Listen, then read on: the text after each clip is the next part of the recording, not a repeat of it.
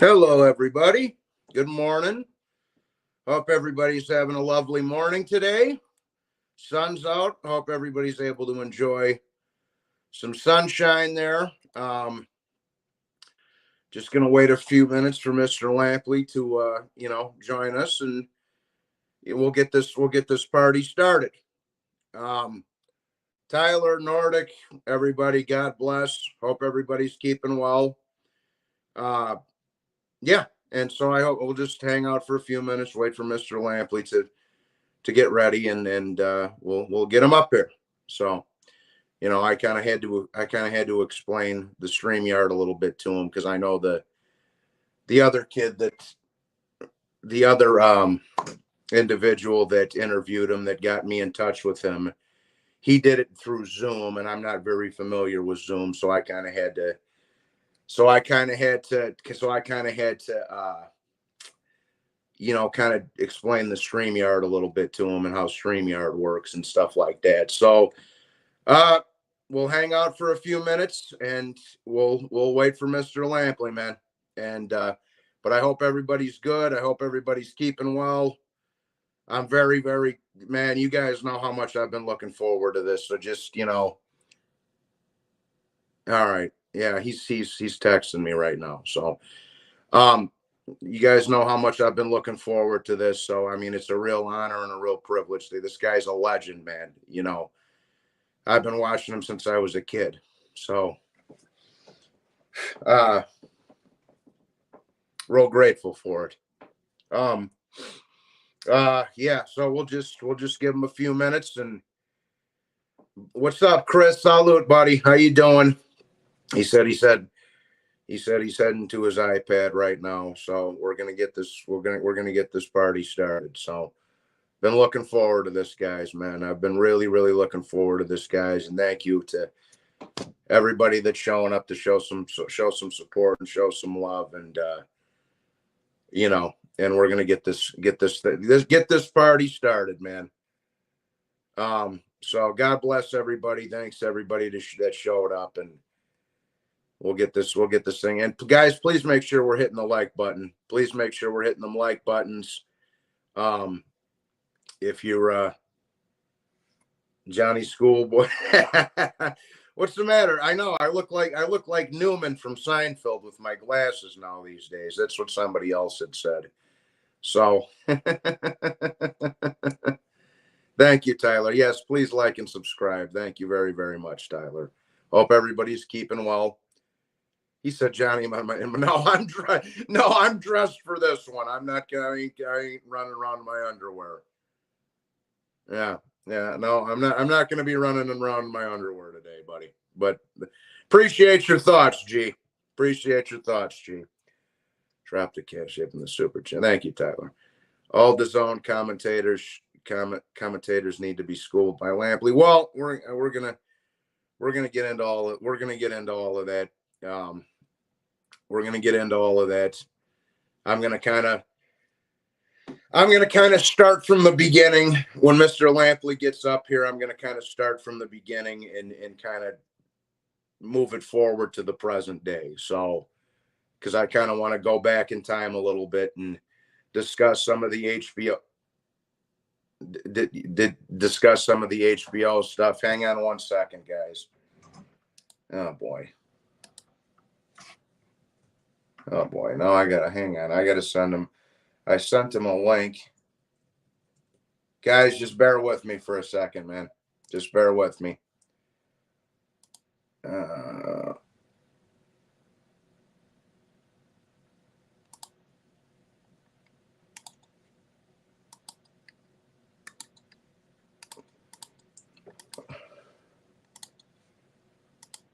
all right.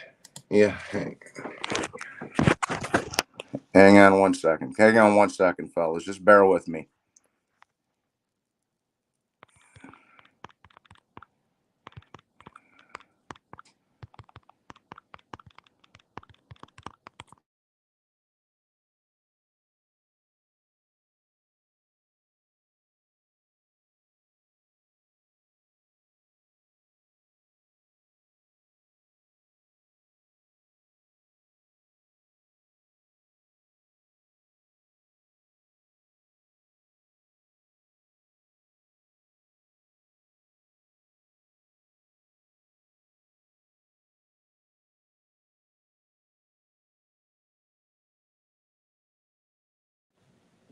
Just hang tight, man.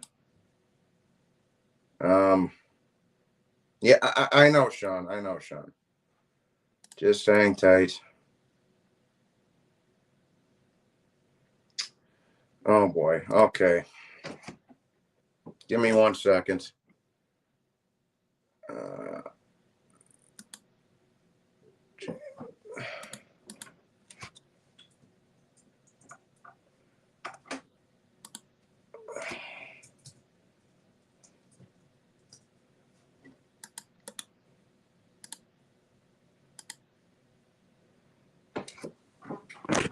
give me 1 second, guys. Just give me 1 second.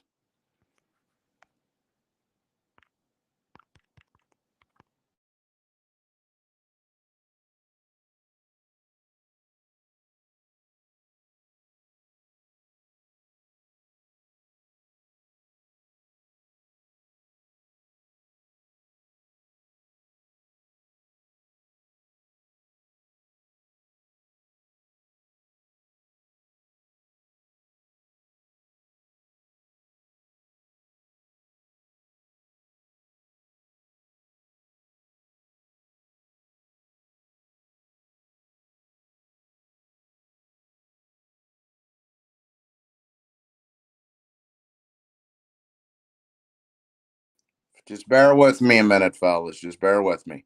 Bear with me. Bear with me a few minutes. All right.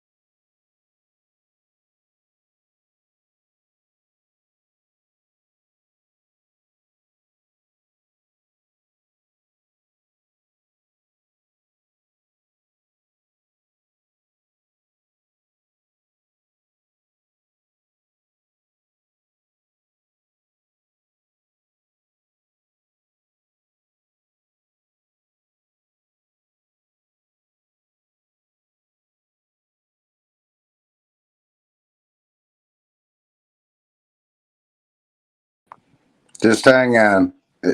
Carlos, don't, man.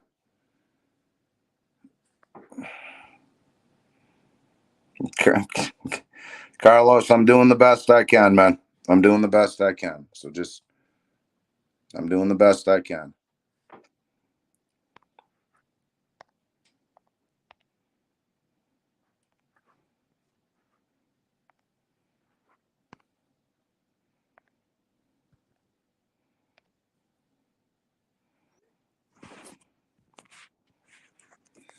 I'm doing the best I can.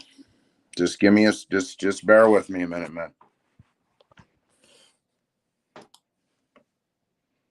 Two.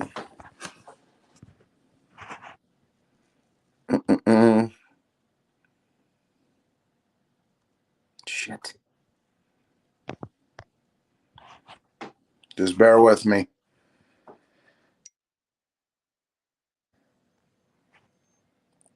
Okay. All right. Give me just hang tight, guys. Just hang tight. Hit them likes. Let me see something real quick.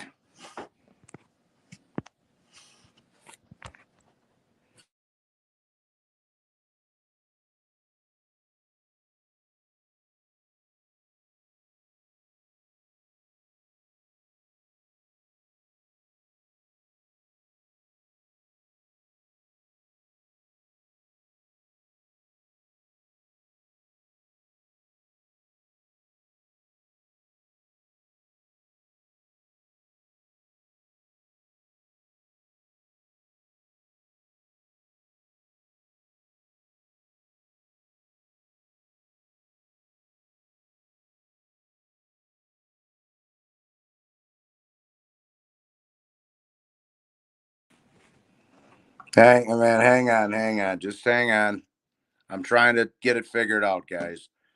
because he's not very familiar with StreamYard. So just hang on, man.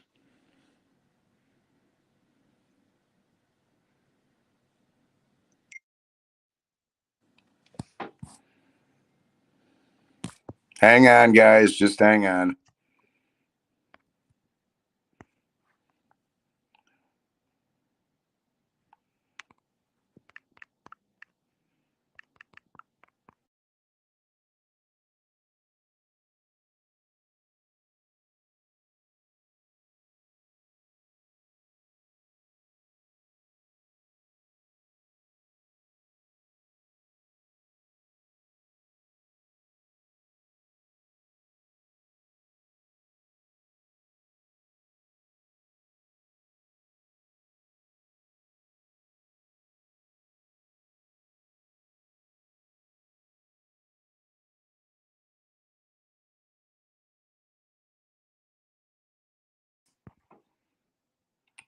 Yeah, we're working on it, guys. We're working on it. So just be patient. You got to remember, he's not 35. He's still getting familiar with some of the computer stuff. The last guy I had, he did it through Zoom. I don't know anything about Zoom, so I'm trying to get it familiar with the StreamYard. Hang on one second.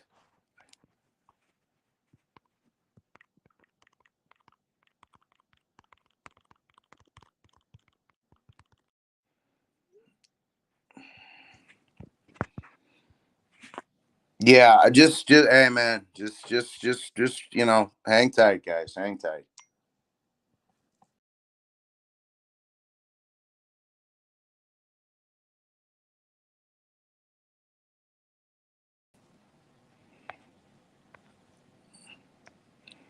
Yeah, yeah. We're working on it. We're working on it. We're working on it, guys.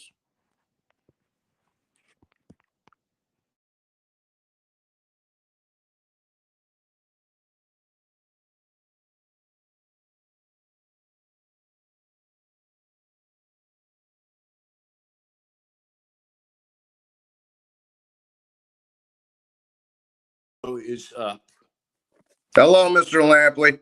Hi, how are you? How you doing? How you doing today, sir? I'm fine. All How are right. you? I'm sorry about the technical difficulties there, sir. I'm not too familiar with Zoom, so Okay. so this. All right. So I am much more familiar with Zoom. I've done a lot of Zoom interviews, but perfectly happy to proceed forward now that we are here together. All right. Well, thank you so much for joining us, sir. And it's a real honor and a real privilege. Like I say, you've been somebody I've been looking up to since I was a young man, and it's a real honor to have you, sir. And My privilege. yeah, thank you, thank you. So I guess I kind of wanted to start from maybe the early days and kind of come to the present. And I was gonna, for the younger guys, and I'm 31, but even this is even going a little before my time. For the guys that maybe didn't know, you worked on NBC and ABC, and you did the Olympics and all that kind of stuff prior to your days at HBO. And my first question is, were you a boxing fan pre HBO growing up in the 50s and 60s and stuff like that? You don't have any time limitations, right? No, sir. No, sir. Okay. So my father died when I was 5 years old in I see. 1954. And Mhm. I very, very vividly remember in 1955, the moment when my mother took me to a cocktail party somewhere in the neighborhood. Everybody else at the party was an adult. I was a 6-year-old boy, and she took me down a hallway to a small ancillary bedroom and put me in front of a tiny television monitor that was sitting on top of a TV dinner tray. She had set this up in advance with her friend and said, sit right here on this sofa and focus on this television set. You are going to be watching Friday Night Fights from Gillette. Let me get rid of this phone call. You're going to be watching Friday Night Fights on Gillette. The fight is Sugar Ray Robinson versus Bobo Olson for the middleweight championship. It's their second fight. And if your father was still alive, this is what you would be doing. So this is what you'll do while I'm in the other room partying with my friends. And oh, by the way, in the next hour or so, a man named Don Dunphy is going to teach you everything you know about boxing. Yeah. And so I watched the second fight between Robinson and Olson. On my mother's instructions, I rooted for Robinson, and he won the fight. And that's the first sports event I remember watching. The next sports event I remember watching after that, well, there were two of them. Number one, in 1957 in the spring, I stayed up late past midnight. First time I had ever done that. Had a sip of Budweiser beer. First time I'd ever done that. Watching the University of North Carolina Tar Heels beat Wilt Chamberlain and Kansas in Kansas City to finish the season 32-0 and win the national championship. That would have a big influence on my future life. And then several months after that, my mother was having a holiday party at our house, and she pointed out to me that 95% of the guests didn't show up until more than an hour late because the NFL championship game between the Baltimore Colts and the New York Giants went into overtime before being won by the Colts. That was the first major sports event in the United States that had ever gone into an overtime period. So during this period of time, age 6, 7, 8, 9, I'm becoming a major sports fan. And after watching that first fight, I fixated on Friday night fights on Gillette and watched Robinson, watched Fulmer, watched Basilio, watched a variety of Latin fighters, Emil Griffith. I watched the night that Griffith fought his epic fight with Benny Kid Paret. I learned that it was possible to die from what happened in the ring, and became a devoted major sports fan. And as a white kid growing up in the South with an extremely anti-racist mother, when I watched the Olympic Games from Rome in 1960 and saw a middleweight gold medalist named Cassius Clay and saw how he was using a slave name to taunt the racist white establishment, he became the biggest hero I'd ever had. You know, you could not have drawn up on an experimental chart. You couldn't have made a better hero for me than Cassius Clay. And shortly after I began following his career, my mother took us out of Hendersonville, North Carolina, and moved to Miami because as a widow, she needed to make a living. She needed to learn how to sell life insurance in Miami. And I continued watching boxing, and I started reading the Miami Herald and the Miami Daily News. And from those two newspapers, over time, I learned that if Cassius Clay was going to fight Sonny Liston for the heavyweight championship of the world, it was highly likely that that fight would take place in the Miami Beach Convention Center on Miami Beach. Right. And I began saving lawn mowing and car washing money. And I saved for months to buy what became a ticket. And I don't remember whether it was a $100 ticket or a $150 ticket. It was one or the other. Obviously, I wasn't savvy enough at that time to hold on to the ticket. It would be priceless today if I had. Sure. But my mother took me to Miami Beach on the night of February 25, 1964, dropped me off outside the Miami Beach Convention Center, went somewhere else on the island. Miami Beach is an island, and killed time until she learned via the radio or some other source that the fight was over, came back and picked me up, and I was beyond cloud nine. It was the happiest I had ever been in my life to that moment. And I was 14 years old. My mother took me home to our crappy tract house in Southwest Miami, and I got up on the roof shouting, "I've upset the world. I'm the greatest of all time. I slew the big ugly bear," et cetera, et cetera. Yeah. So my mother came out of the house and said, "Get down off the roof. You're going to get us both arrested." But that was the biggest moment of my life to that point. So the bottom line, I was a very deeply indoctrinated boxing fan all my life. And I got chosen out of a talent hunt in 1974 by ABC Sports to be the first person ever to stand on the sideline of a college football game. And eventually I began working my way up in the hierarchy of on-air personalities at ABC Sports. They liked me. I was invited to stay after my 2-year indoctrination period as the sideline reporter. I started doing crazy wide worlds like the wrist wrestling and the barrel jumping and the log rolling and the New York State Firemen's Competition and the Oriental World of Self-Defense. I graduated to a variety of other roles, but it was very clear within the political hierarchy of ABC Sports that the one thing I would never touch, the one thing I wouldn't come close to, the word I would not utter in the building at 1336th Avenue was boxing, because boxing was entirely the province of Howard Cosell. And if Cosell thought I was in any way interested in that franchise, he would have had my head cut off.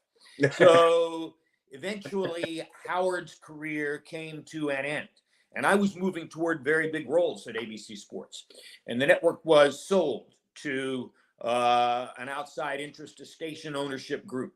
And they basically took Roone Arledge out of the sports division and demanded that he run news and only news. He had been my patriarch, my sponsor, so to speak. So when Arledge became news only, they brought in a stations guy named Dennis Swanson to run the sports division. And Swanson arrived with one basic predilection about ABC Sports, which was, who is Jim Lampley and how do I get rid of him? And the tactic that he chose for getting rid of me, which is a little bizarre if you think about it, was to sentence me, the way he saw it, to calling boxing matches. Cosell was finished. Cosell was finished now at ringside. Understood. They were experimenting with other people to be Cosell's replacement at ringside.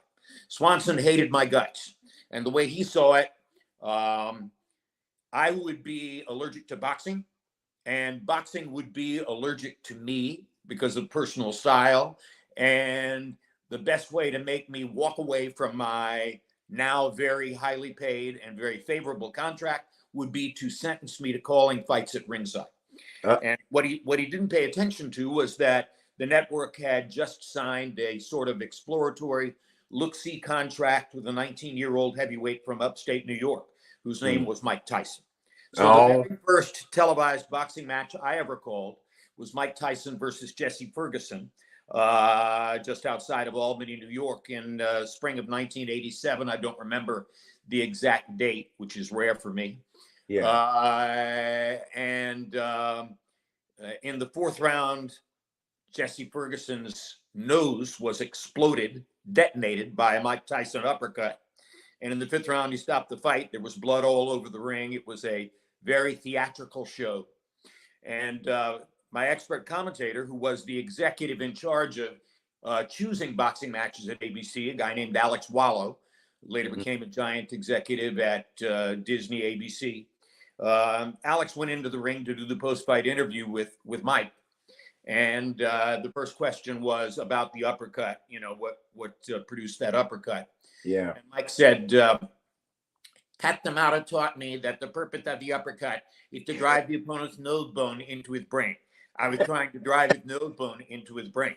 And I was sitting at ringside thinking, oh my God, this guy is not only going to be the most dynamic quote machine in boxing, he's going to be the most dynamic quote machine in sports, period. Right. Pretty soon they all started rolling out. Boxing is a hurt business. Everybody's got a plan until you hit them, et cetera, et cetera. They were all D'Amato aphorisms, but Mike was transforming them into this ongoing stream of spectacular quotes, which made him a bigger and bigger figure within the culture. Sure. Long story short, after a while, our contract with Mike ran out. He gravitated to HBO, which was, of course, the right place to be. My circumstances at ABC were getting worse and worse. Eventually, I left ABC and took a CBS-based job in Los Angeles. And a couple of months after that, HBO contacted my agent and said, okay, how do we make a deal? And I wound up succeeding a very dear friend and a wonderful man named Barry Tompkins at ringside for HBO in 1988.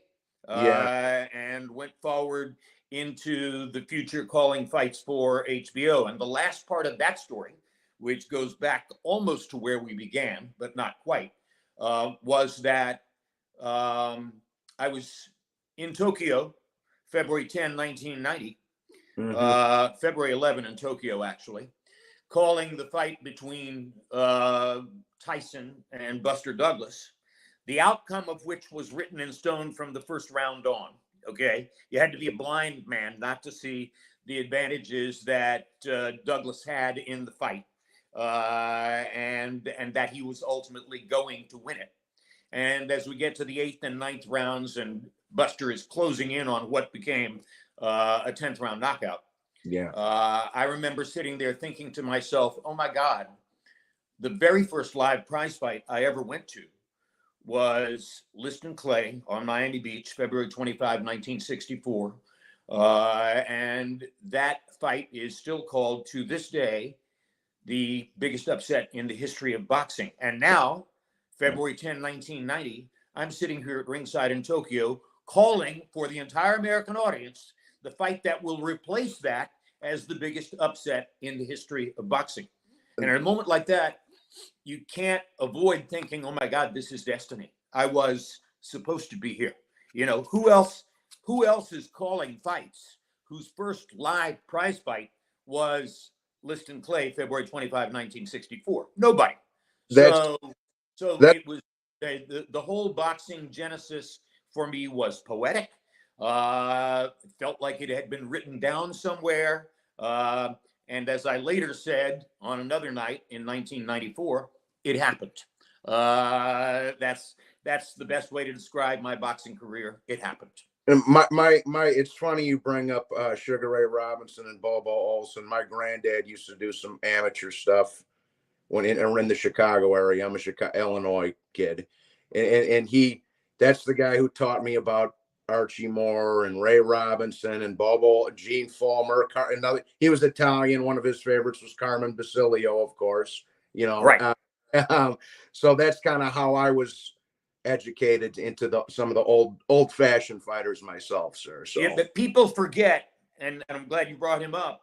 Yeah, people forget that Carmen Basilio, who was the Arturo Gatti of his generation, was in the, I believe it's the Ring Magazine Fight of the Year. It might be the Boxing Writers Fight of the Year, one way or another.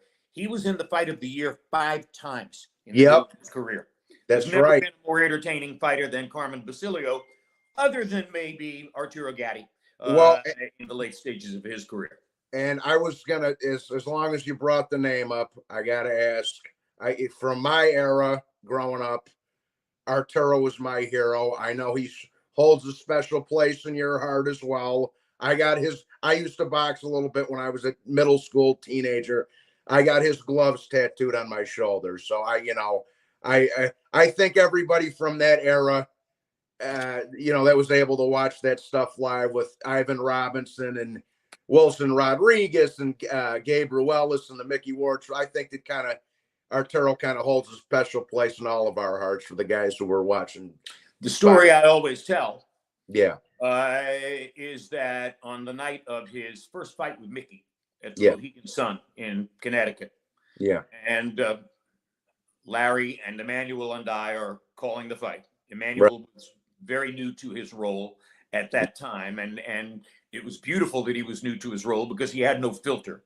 And you can't count the number of times in that fight when he says, "Oh my God," for somebody as experienced as Emmanuel to be responding the way he was uplifting for both Larry and me.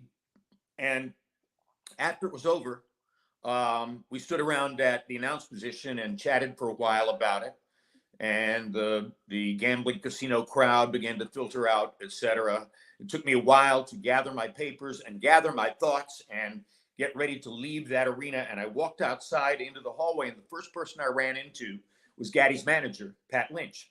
I could see that he had tears in his eyes. He was slumped over. He was bereft. He was so down. And I said, "Pat, what's bothering you?" He said, "I can't believe we lost." And I said, "Pat, 10 years from now, you could ask anybody in this arena. You could ask anybody who watched the telecast. Very few of them are going to remember who was the official winner of the fight. In a fight like this, I've learned there are two winners. And no question tonight, there are two winners. And a lot of people 2 or 3 years from now are going to reflexively think that Arturo won the fight because they saw him do the things that they know him to do. And Mickey's fans are going to remember with passion that he won the fight. But the bottom line is it doesn't matter.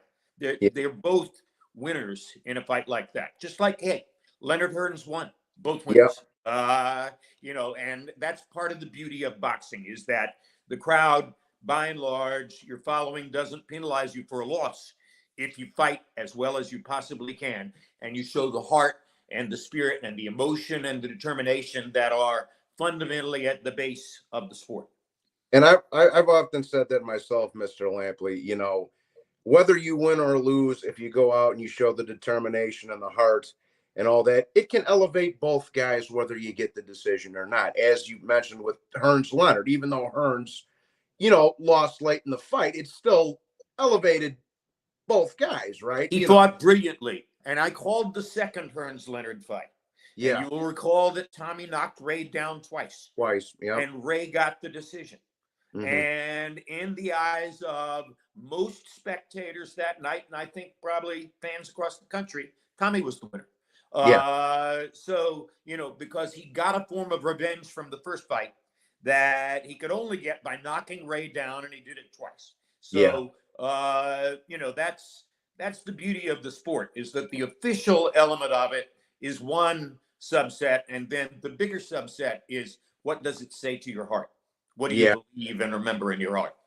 Yeah, absolutely. Yeah, absolutely. And that's I think that's something that people often overlook as well, Mr. Lampley. You know, something regardless of who won and lost, both guys put everything out there, and we should have some admiration for both men. You know, beautifully portrayed in the moment in Raging Bull when they show us LaMotta in the late rounds of the sixth fight. You never got me down, Ray. You never knocked me down.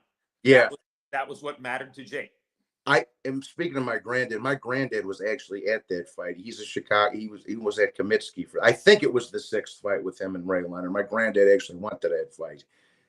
It was I believe it was in Comiskey Park in Chicago. So yeah.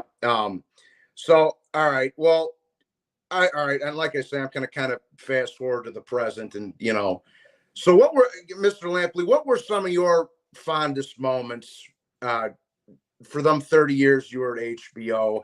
And I have to say, and I know a lot of people would agree with me that, and I'm not, and this isn't a slight to anybody else, but I think the cast of characters you guys had on HBO between you and Mr. Merchant and Manny Stewart, God rest his soul, and Roy and Lennox, I don't think that cast of characters will ever be duplicated, to be honest. And eventually George.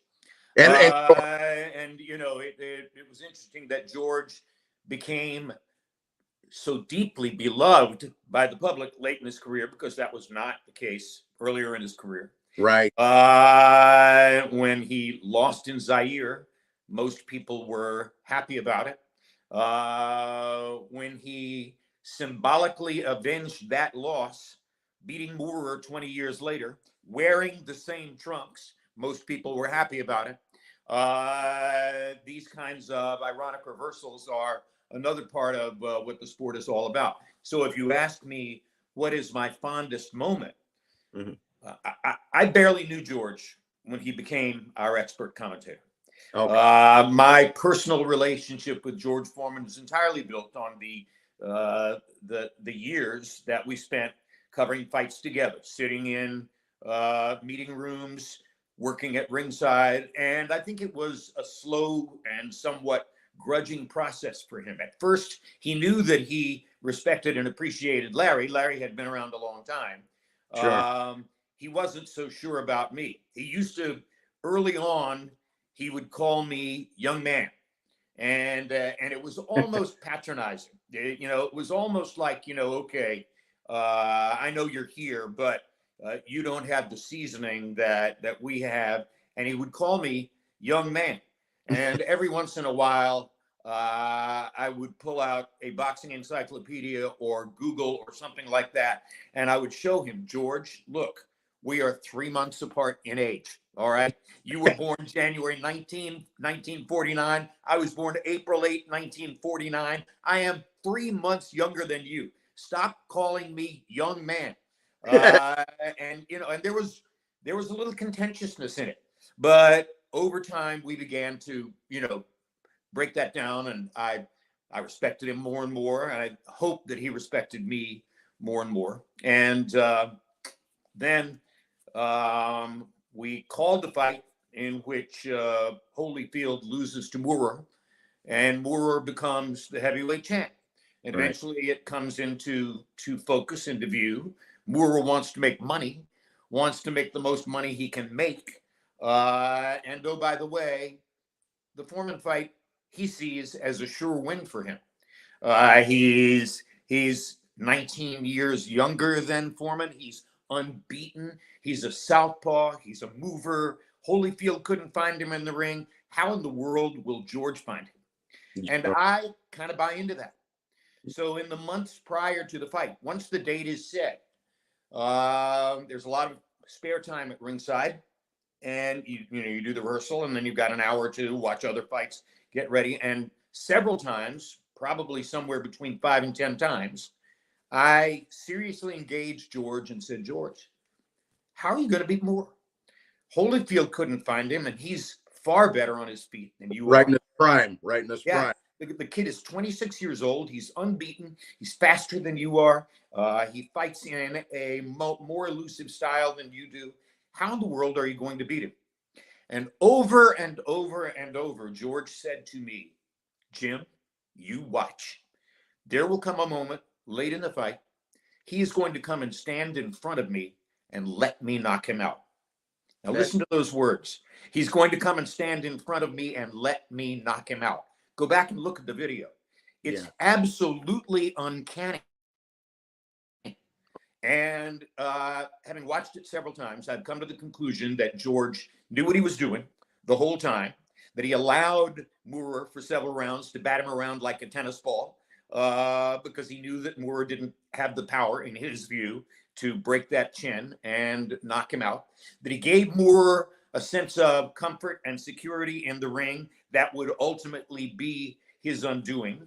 When they come out for the start of the 10th round, George lands 2 or 3 big roundhouse left hooks. It was a punch that he had not previously thrown in the fight. And I went back and looked. I didn't realize it at the time. I went back and looked, and I realized, oh, look at that. He's throwing roundhouse left hooks, and he didn't throw them before. What is that about? And ultimately, I came to the conclusion, who knows if I'm reading too much into it, that with those left hooks, he positioned Moorer on his right side, so that when he moved him just enough with the left hooks, so that when he got him in position in the middle of the ring, he could step forward with the 1-2 and throw the right straight rather than across his body. Rather than hooking it, he was throwing the right straight from the shoulder with the maximum power. Yeah, and if you watch the knockout, he stuns him with a 1-2 in the middle of the ring. And then he steps forward and he repeats the same 1-2. Jab, right hand, and Moorer goes down. Yeah.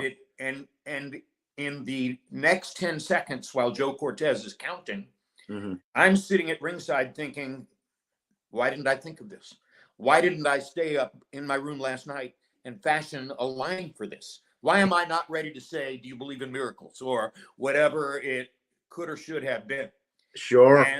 And what flashed into my mind was all those times from months before when George would say to me, you watch, he's going to come stand in front of me and let me knock him out. And what came out of my mouth spontaneously without planning was, it happened. It happened. And for most fans, that's my most memorable boxing call. And what I love about that being my most memorable boxing call is that it was the least planned and most spontaneous response to a knockout, because I was shocked. And I think, most people in the arena were shocked. We had seen nothing in the preceding 9 rounds to suggest that was what was going to happen. But everybody knows Muhammad Ali was a genius. Sure. Absolutely. George became a genius. And if you were to ask me, okay, what's your evidence for how George was a genius? Look at the checkbook, okay? Look at the amount of money he earned just with a smile and with a learned how to be ingratiating style. He got rid of the surliness that he thought was important to a prize fighter earlier in his career. He became this giant, smiling, friendly guy, but he still had enough wherewithal inside him to set Moorer up for the brutal knockout that won back what he had lost in Zaire. Almost like it was fate. Almost like Yes. almost like it was fate. And a lot of things in boxing are that way. Yeah, Boxing is, the theater of real life translated into prize fights. absolutely. That's why I've heard Mr. Teddy Atlas talk about that before. He always says, "I equate life to a fight." So, just something I've always kind of drawn parallels to. Of course. And so I got to ask about one more fight in that era, the Meldrick Taylor Chavez Senior fight.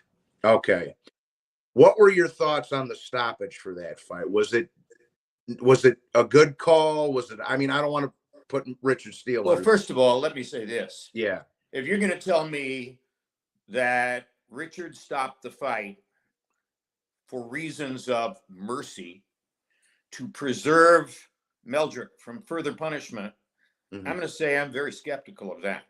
The red light was on in the corner right behind Meldrick. There is no way that Richard didn't know that there were only a few seconds remaining in the round. He stops a fight with fewer seconds remaining in the round than would remain if he had started a 10 count. So that stoppage, and I know a lot of people who supported it at the time and then changed their minds over time. That stoppage was, to me, a cruel robbery from a young man who had fought the fight of his life. Absolutely. And had won the preceding 8 or 9 rounds and who deserved victory far more than Chavez deserved victory that night. And oh, by the way, he wasn't down. Okay. No. So at the end of the day, I think it was a bad stoppage. Yeah. And as for the public's response and how the public felt about it, and obviously you're talking about 2 different fan bases, 2 different crowds, but sure. Sadly for him, because he was largely an honorable man and an honorable referee, sadly, Richard was never again introduced in Las Vegas at a big fight without a crescendo of boos. Yeah. He was booed mercilessly at every fight at which he was introduced from that point forward in his life. So the public said, bad stoppage. Yeah. And I won't get into the underlying reasons that some people thought were a pretext for questioning his motivation. I don't know enough about that to make a comment. I'm just saying Meldrick fought the fight of his life. Meldrick at that moment still deserved to win the fight. I thought it was a bad stoppage. Okay. Thank you for discussing that. And then I was going to ask you, now since HBO has gotten out of the boxing game for the most part, I see they're having an Oscar De La Hoya documentary, which I'm looking for. HBO is going to have an Oscar De La Hoya fight? No, a documentary. Documentary. Yeah. Do you think that was a big, because I always looked at it like this, Mr. Lampley, for the most part, from when I was growing up in the 90s and early 2000s and stuff like that, it seemed to me, and there was ESPN Friday night fights, of course, and stuff like that, but to me, it seemed like it was solidified under one network with you guys. And now that it's kind of splintered to these other networks, DAZN and Showtime, and it seems like that put a big fork in trying to get some of these bigger fights made in the current day. Would you say that would be? Engineering evolution leads to distribution evolution. Okay. That's the story of television. You start with Gillette Friday night fights, the old television network system. If you have a local station from which you can get a signal, you're probably in a metropolitan area or someplace that's not remote. If you're up in the mountains of North Carolina, as I was, you kind of hope and pray that you can get a competent signal, and we could get one network pretty well. I forget whether it was ABC or CBS, and the others were scratchy, and you fiddled with a home antenna and did Yeah. things to try to get it. And at that time, there was an emerging system called cable television, which was created for the purpose of getting better signals into places who lived in mountainous, or people who lived in mountainous areas and other remote areas where they couldn't easily get a standard over-the-air television station. And eventually that leads to cable television distribution. And cable television distribution leads eventually to two networks, HBO and Showtime, for which you pay a monthly fee. Okay. There was nothing for which you paid a monthly fee prior to the emergence of HBO and Showtime. Those were the products of the transformation to cable television. Cable Right. television became something other than just a way for people in remote areas to get a signal. It became the best way for everybody to get a signal. So people got accustomed to paying an amount of money every month that they had not paid before to see the television shows that they wanted to see. And eventually they get reoriented to paying a separate monthly fee for HBO and, if you want, Showtime. And a big motivator for that was boxing. And why boxing? Because the other sports, baseball, football, basketball, are all structured into leagues with a constant, abundant output of product. And commercial networks will pay large rights fees to do NFL football, Major League Baseball, NBA basketball, but they won't ante up money on an incremental, one at a time basis to pay for boxing matches, except for the few that are on ABC's Wide World of Sports. So cable television becomes the conduit for boxing in the hands of HBO and Showtime. And eventually, as they grow in subscribership, HBO and Showtime are paying much bigger fees for boxing matches than the commercial networks would ever have paid. Commercial networks go to buying delayed rights. The prototype was Ali Frazier 1. Ali Frazier 1 became this giant pay-per-view event. A lot of people had never bought a pay-per-view before, but they bought pay-per-view because you had to see Ali Frazier 1. And that created the template by which ultimately boxing over traditional commercial networks becomes displaced in favor of something different, which is what in those days people called pay television. Mhm. And later it wasn't pay television, it was just cable television. Y- And HBO and Showtime were premium pay cable. So all of those things represent the continuing transformation of the nature of delivery, which had to do ultimately with what kind of fights are made at what kind of prices, and how do the fighters capitalize on it. Larry Merchant told me, really interesting story because you can see it in your mind. He Mhm. said he was in Madison Square Garden. He had a very good press row seat for Ali Frazier 1. Mhm. Fighters get into the ring. Ali's in the ring in his famous Ali robe. He's bouncing on his feet as they get ready to go to ring center and listen to referees' instructions. And as he's bouncing on his feet, Ali is saying $2.5 million, $2.5 million, celebrating the notion that for one fight he's going to make $2.5 million. Sounds quaint, doesn't it? When you consider the amount of money that, say, 44 years later, Pacquiao and Mayweather would make for fighting each other in what amounted to a global pay-per-view. Yeah. So over time, again, engineering changes led to transmission changes, led to business changes, led to all the differing ways in which revenue was distributed in the sport. Understood. Understood. And I gotta ask you this because I know the people in the chat will chew me up about it if I don't. What did you think of the Lomachenko-Haney fight and the decision and the controversy that kind of came after the fact? Both fighters fight very well. Yeah. You can't criticize in terms of the effort and the execution anything that either Haney or Lomachenko did in the fight. They fought to the best of their respective abilities. Mm-hmm. I think Devin Haney's a really good boxer. I do. Maybe someday he'll have the same kind of craft as Lomachenko. Yeah. I think Lomachenko was a truly great athlete, but he's too old now to be the same kind of athlete that Devin Haney is. Right. So it's a very close fight, and it's very difficult to score. And what I said afterward, which I think is a little bit unfair to Haney, but I'll say it again to you. Mm-hmm. The next time I see an Eastern European fighter get a really fair shake from Las Vegas judges, will be the first. I think that Las Vegas judges have a natural predilection against giving Eastern European fighters the credit they deserve in the fight. Well, and that's why I brought it up.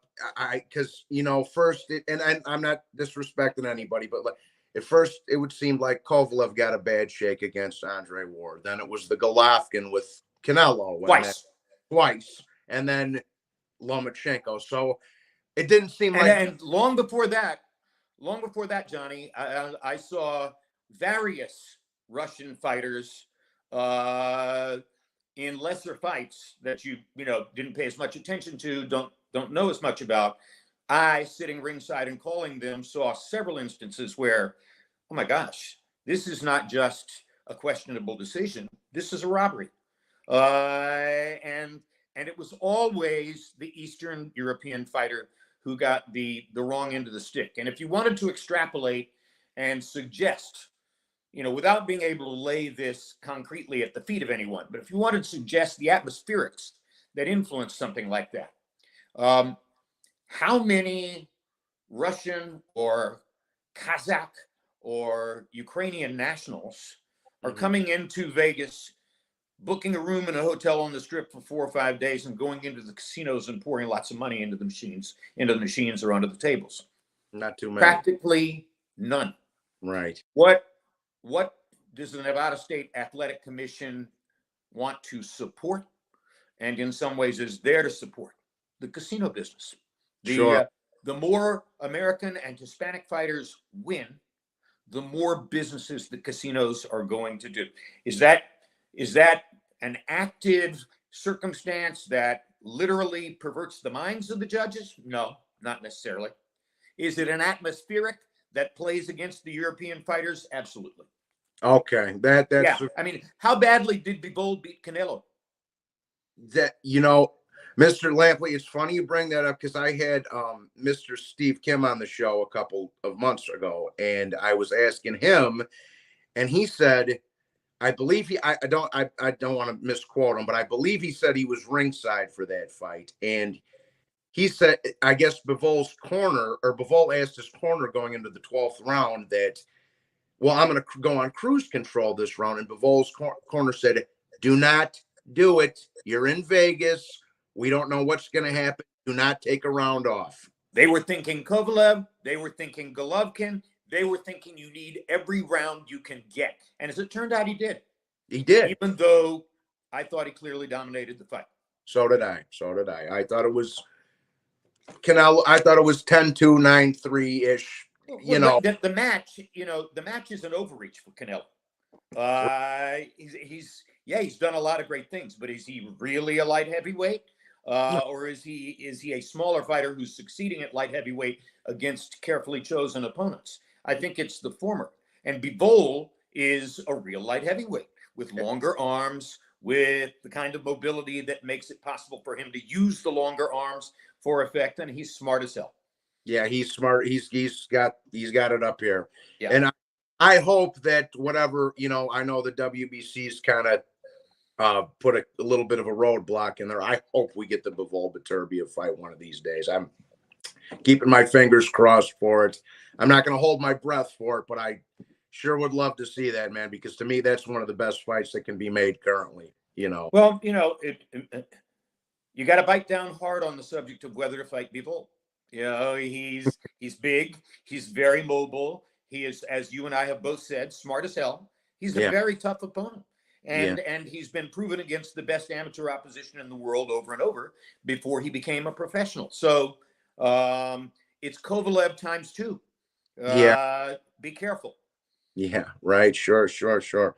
And I gotta so just to kind of bring it to full circle here, now that we're getting more towards the present day, what do you make of what do you make of Crawford Spence, Mr. Lampley? Do you think it's too late? Or Well, first of all, I have to say that I have a one-sided perspective because from the moment that he was put in as a replacement opponent against Bradis Prescott, and beat Prescott, and then went forward toward all the exploits which have brought him to the point where he is, I covered a lot of Crawford's bigger fights. I went to Omaha.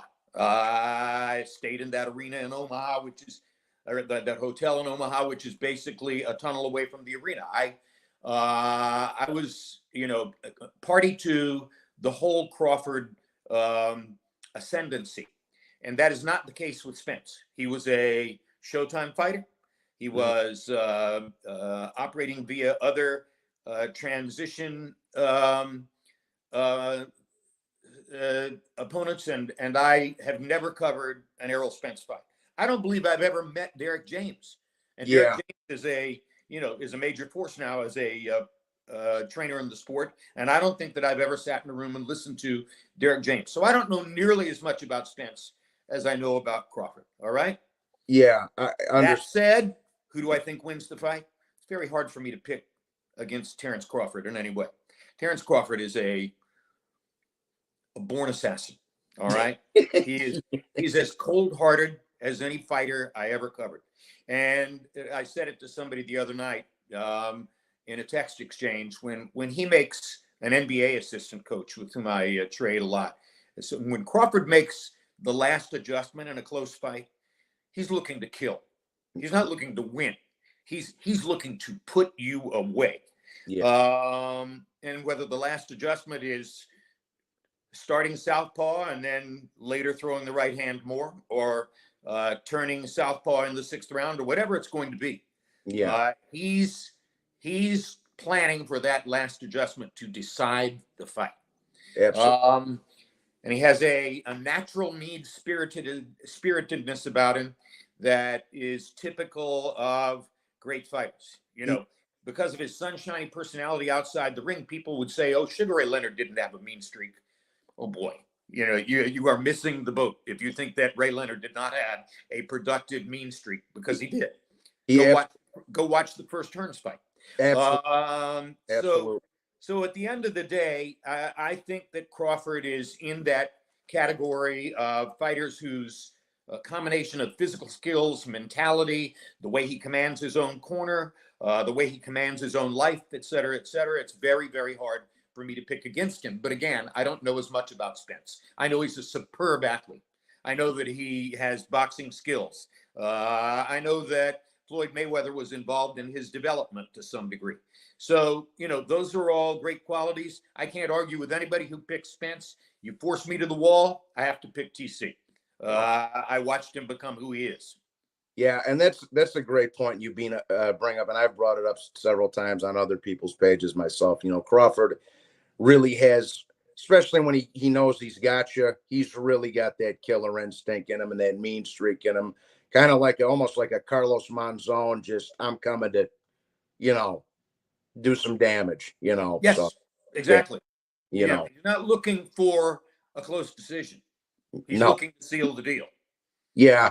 And so I just had to, that's the big fight we got coming up. And then we also have another big fight coming up in Japan on Tuesday with, I don't know, I know Monster Inoue fought maybe a couple of times on HBO before, HBO wrapped up and everything. And I don't know how familiar you are with Stephen Fulton, but I know myself and a lot of diehards are really looking forward to that one. I don't know if you have any insight on that or how familiar you are with either of them, but if I know that he's an action fighter.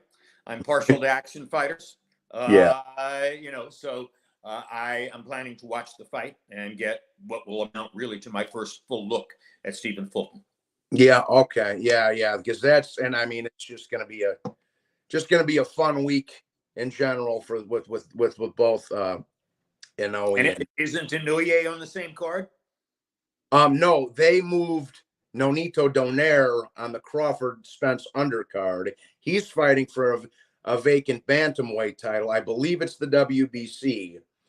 And because I know he had moved up to challenge Fulton, and because he won undisputed last year and all of that. So he's fighting for a vacant on the Spence Crawford undercard. And I love Nonito. Nonito's been one of my favorites for the last decade plus. So it added a little extra intrigue to that Crawford Spence card as well, So to see now that Nonito's getting on in years, if he can, wind the clock back and get his hands on another title. The numbers on Nonito's driver's license tell you that eventually he's going to reach a moment when the well is empty. Yeah, sure. And there's almost nobody who's made that kind of money in a lower weight class who won't stay too long at the fair. We'll find out. Yeah. So we will see. We will see. And then I was just going to ask Manny Pacquiao. Now you covered a lot of Manny Pacquiao fights, Mr. Lampley. Of all the great fighters you've seen, because he was kind of like my era's Ali, really, to me, and where do you think where do you think Manny Pacquiao falls all time, roughly? I mean, well, he's hugely important culturally. Okay. Yeah. Giant importance culturally because more than any other fighter of his own generation, he demonstrated to American sports fans that you have to be global in your understanding of boxing. I'll never forget the first time we saw him. He was a kind of a throw-in replacement in Las Vegas on the undercard of a major pay-per-view against a guy named Leshanolo Ledwaba for the 122-pound championship of the world. And Larry and I had seen Ledwaba in South Africa, and we had seen him in a dominant victory to win that 122-pound title. And it was just difficult for us to fathom in advance that this skinny pool shooting kid from the Philippines was going to go in and embarrass somebody as crafty and old world skilled as Ledwaba. And from the first round on, we were awestruck by the firepower of it all. He had flaws, but he had armor to cover up the flaws. And when he let both hands go, you couldn't stop him. He was too fast. So that was the beginning, and we watched Pacquiao's career develop. And I was talking earlier about Terrence Crawford's killer instinct. Manny Pacquiao had a major league killer instinct, but he also had a winning smile. And he learned enough English to be very charming. And he had a great, great trainer. Freddie was coming into his own during that period of time. So I think that Pacquiao is extremely important because he helped to broaden the horizons of American fight fans who up to that point were reluctant to root with passion for a fighter from a culture that was exotic. And even though Philippines is American dominated in some ways, it felt exotic, and he became the guy who brought people across the border to root for him. That's kind of how I always thought it. He kind of opened the door to that Southeast Asia, or was one of the people that kind of opened to pay more attention to that region, I guess. I'll always remember one moment as the most visible indicator of who Manny was in the ring. Mm-hmm. That was the moment when Eric Morales landed under the ropes from a knockdown in second fight, maybe the third, I forget. Yeah. And he stared across the ring at his father in the corner and shook his head. Yeah. as if to say, there's no point, Dad.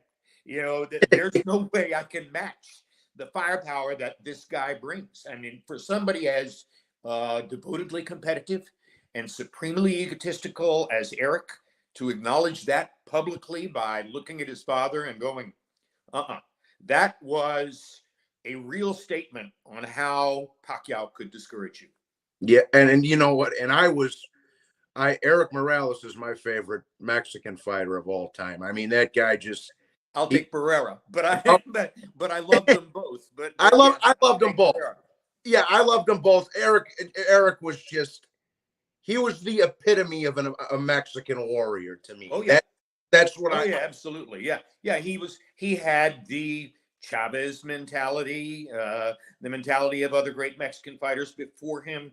Yes, he had all that cultural stuff, and to see Manny break it off and discourage it like that was a statement on how, you know, those kinds of fighters are innately violent, Yeah, and uh, and the only thing that upends innate violence is more innate violence. So that was a statement on who Manny was. sure, absolutely. Well, so then the last real big thing I was going to ask you, Mr. Lampley, was because I don't want to take up too much of your time here, but We've um, reached an hour, so I oh, hope it is the last. okay. Well, first, all right. I was going to ask, do you have any good Arturo Gatti stories for me before you go? I do have good Arturo Gatti stories, and I'm only going to tell you one, Oh, and that was it was late in his career, and the damage had been done.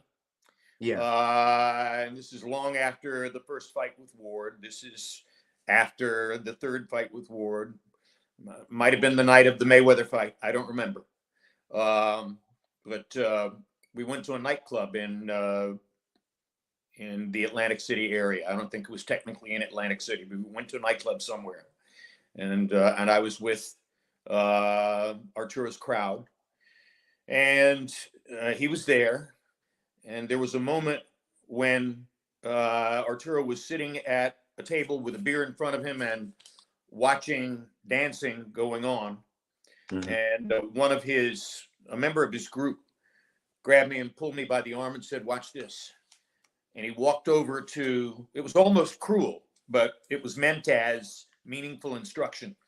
Pulled me over to stand behind Arturo. And I watched while he took his hands and put his hands from behind Arturo's head into a position where the hands were basically in front of Arturo's eyes. And he moved them up and down. And he showed me that Arturo's eyes didn't move, that basically Arturo didn't see at that moment something that was right in front of him. And the statement was being made by a member of Arturo's camp, and it was about ring damage. It was about, look at the consequences of this sport. And oh, by the way, this goes to what you're seeing in the ring too. But he put his hands right in front of Arturo's eyes and moved them up and down, and kind of nudged me to say, "Look at him. He doesn't even see." So it was poignant. It was saddening. And it's a mark of what guys do when they literally take their lives in their hands to fight the way Arturo fought. Yeah. Right. Well, that's a very, I've forgotten who called boxing a cruel mistress, but that's the right phrase. Boxing is a cruel mistress. Boxing was Arturo's mistress, and it was cruel to him. that's all right. Well, thank you for that, sir. I had to ask a little bit, Arturo. Like I said, that I was loved him. He was huge in my career. From that first fight against Ward on through the entire experience. And I'm looking around here on my desk to see if I can find my laminated Arturo Gatti baseball card that was given to me by Danny Rayfield, the biggest Arturo Gatti fan of all time. But I can't find it. yeah. All right. Well, I want thank you so much for coming on, Mr. Lampley. I just wanted to say it was a real pleasure to have you. Like I said, I've been looking up to you since I was a little kid, and I'm very, very grateful for you to take time out of your day to join us and have a little bit of a discussion with us. And thank you so very much. And I hope the heat wave isn't getting you too much over there, over there. And so I just wanted to say thank you from the bottom of my heart because I really, really am grateful to have you, My sir. privilege, Johnny, and welcome to you and all your fans to Chapel Hill, North Carolina. You just spent an hour in Chapel Hill. I'll talk to you later, all right? All right, Mr. Lampley. Thank you again, sir. And hopefully we can do it again sometime down the line. I hope so too. All Bye-bye. right. Yes. Bye-bye. Whoo. You happy now? How was that, fellas? How did I do? How did I do? How did I do? Did I do all right? Did I do all right? Yeah. Well, shout out to Blood. Thanks, guys. Thank you. Oh, shit.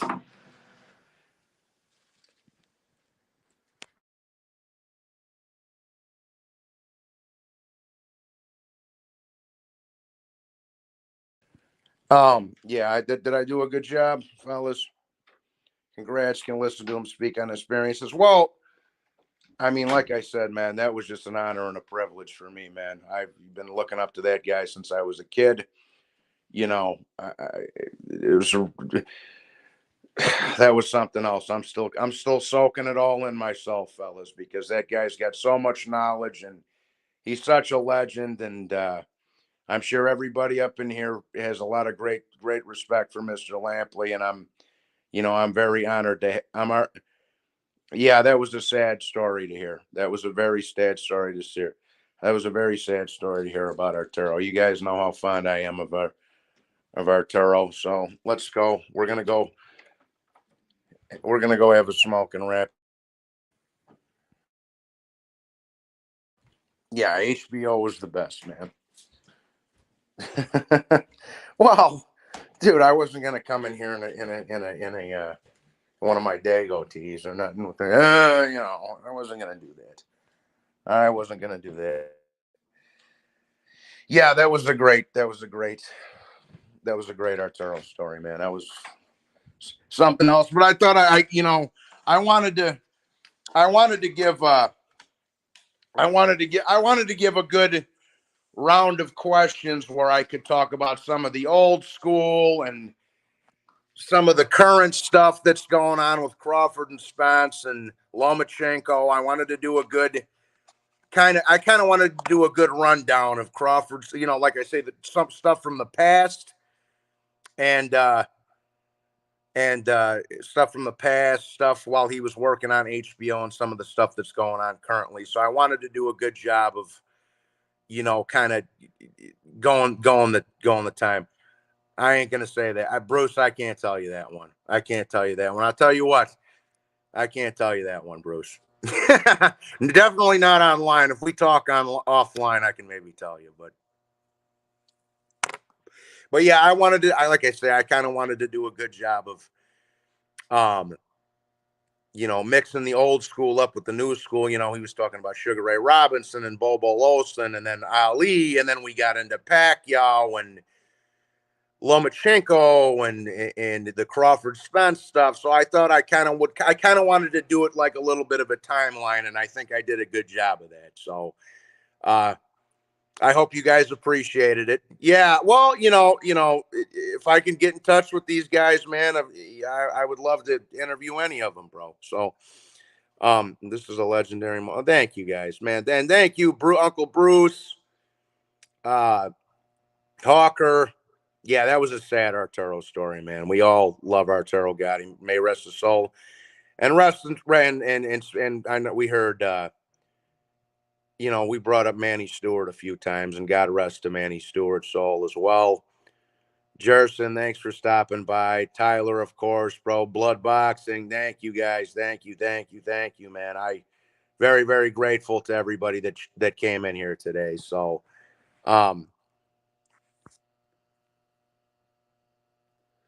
yeah, very, very grateful for all you guys that showed up. Shit, did I threaten to? Come on, man, stop that. I would never disrespect that man like that. Rest in peace, Arturo. Thank you, Tyler. I appreciate that, guys. Well, I like L too. I'm not gonna downgrade L Bernstein. Well, no, dude. That's the last guy I'm gonna interrupt. He's got a lot more knowledge than I. He's got a lot more wisdom and knowledge than I could ever have. So I'd rather. That's not somebody. That's not somebody I'm going to be interrupting. Absolutely not. That's somebody I'm going to sit and listen to, you know.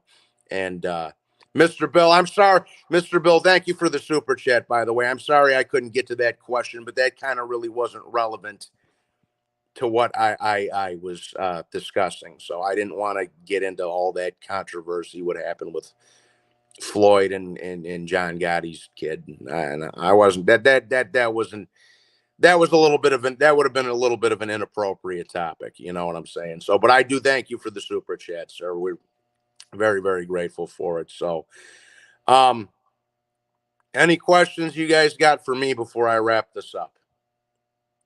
I'm going to call it a day. I wanted to get that off the hit list. I know me and him had been working on it for a couple of weeks, trying to get a date and a time and set it up and all that kind of stuff. And I'm glad it panned out the way it did. And I hope everybody enjoyed it. I really hope all you guys enjoyed that, man. I thought I tried to do the best I could. I wanted to, like I say, I wanted to kind of mix it up. I kind of wanted to mix it up with the old school and the new school. So I hope you guys appreciated it. And I hope I did a good job for you guys. And very, very gracious that, you know, everybody that showed up today. So we're Blood and Irishman and Uncle Bruce Gas and Gerson and Joker and Tyler. And, you know, just thank all you guys for showing up, man. I'm very, very grateful and appreciative for it. That was a big deal for me. You know, like I said, I've admired that and respected that man since I was a child. So that was a big, big, big thing for me, man. So I'm very grateful to all of you guys that showed up, very appreciative of it. And thank you. Thank you all, man. Thank you all. That was a big, big thing for me, man. Something I really was looking forward to do. So thank you guys. Yeah, we can talk for a few minutes, man. We can talk for a few minutes. Go after Jose Flores. Thank you for the cash app, sir. God bless you. Thank you, amigo. Do I like Kambosos or Maxie Huey's? I like Kambosos. I like Kambosos. I think that Maxie Hughes, he's had a little bit of a career resurgence as of recent. I think he'll come game. I think Kambosos is a little too quick for him, a little too quick on his feet, a little too quick hands. I took Kambosos in a competitive decision on that one, Vinny. So that would be that's my 2 cents on it anyway, brother. So anything else before I wrap it up though, guys? I'm glad we got that off the I'm glad that anything else before we wrap that up. Obviously, I gotta talk about a Noe Fulton and Crawford Spence because we got that, you know, that's in less than a week. Is there well, Larry, well, I mean, I would love to do it, Rocky, but he's, you know, he's in his 90s, man. I feel like I feel like I'd be more bothering him than anything. I'll call you. I will call you, Tyler. I will call you, brother. So just big, big thank you to everybody that showed up today, man. This was a big deal for me. You know, Jim Lampley's a legend. Um, um, Jim Lampley's a freaking legend, man. We all respect him. We all miss the days of HBO boxing. We all have fond memories of Mr. Lampley and Mr. Merchant and Mr. Manny Stewart, God rest his soul. And, you know, Foreman and Roy Jones and the rest of those guys, that whole cast of characters there. We all have fond memories of as boxing fans of that. So, a lot of respect to Mr. Lampley. We're very grateful for you to take time out of your day to talk with us. And we much love and much appreciation to you. And with that said, guys, I'm going to call this one a day. Thank you to everybody that came on and showed up. God bless you all, and let's give a big round of applause to Mr. Lampley. He's earned it 10 times over. So let's give a big salute to Mr. Lampley in the chat before I wrap it up. Let's give a big salute and a cheers to Mr. Lampley in the chat before I wrap it up, man. Red Blood said, "I'm glad he came to your channel. Bring it back." I'd love to do it again, man. Let's get a big round of applause for Mr. Lampley, man. What a freaking legend, dude. Salute to Mr. Lampley. There we go. Rocky, Vinny, Tyler. That's what I'm talking about, guys. Jerson, salute to Lampley. Blood, Jerson. Yes, sir, baby. Yes, sir. All right, fellas. Well, I got some odds and ends to take care of today. Thank you very much to everybody that tuned in, and I'll probably have a Crawford Spence video up later this evening. So I'm still on the fence about who I'm picking with that one. So thank you guys to everybody that tuned in, and I'll be trying to do more of these and try to do it again at some point. So God bless everybody, and thank you all very, very kindly for showing up. Have a nice afternoon, everybody. Take care.